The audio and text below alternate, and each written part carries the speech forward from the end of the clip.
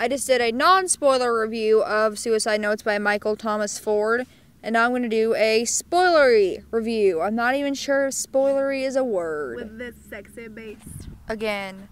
But anyway, okay, so Suicide Notes by Michael Thomas Ford is a really, really good book. Okay, so basically, you guys pretty much don't know what it's about because I didn't say anything because I'm stupid.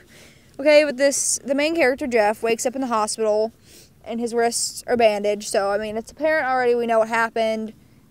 Whatever.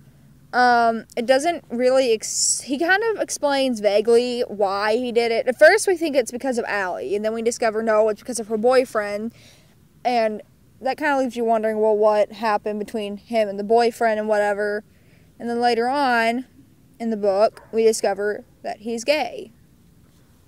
And he kind of came on to his best friend's boyfriend at a party because he was sad and drunk, and he had, like, puke all over the front of his... it was not pretty. And Throwback Thursday. He shut up. It was Sunday, you jerk. He kind of came on to her boyfriend, and her boyfriend shoved him off of him and called him a really derogatory name that I won't say on camera. Starts with an F, that's all I'm saying. You guys can figure out the rest. But anyway, that's kind of why he tried to kill himself, because... not because he was gay, but because of his best friend's boyfriend. But anyway, while he's in the hospital, he meets a girl named Sadie, and at first she kind of thinks, oh, well, she's crazy. She tried to drown herself. But he doesn't really realize that she's not crazy. She was just hurting just like he is, which is why they're both in there. So eventually, he kind of looks past the fact that she's crazy or whatever, and they become friends. Well, one night, he goes into her room, and they almost do the frick-frack before he realizes that he's gay. That he's actually gay, because he doesn't really know, because the kid's only 15, so he's kind of confused. Well, he kind of flips out, can't go through with it, and says he hears one of the doctors or the attendants or whatever in the hall, so he can leave.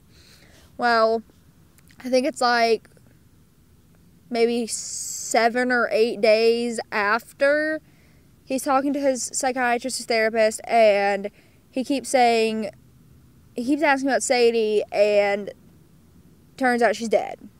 She killed herself. And he feels like it's his fault. The doctor's like, no, it's not your fault, it's not your fault, there's other stuff going on. I don't think we ever really discover why she killed herself. The note that she leaves is not very clear. I don't know. We do know that she took pills, that's all we know about that. But other than that, we don't really know why. So it could have been, like, in part, it could have been because of him, could not have been. Guess that's kind of, we're never going to know. It's open-ended. I don't know. And then after, I think is it before or after? No, they get another one in.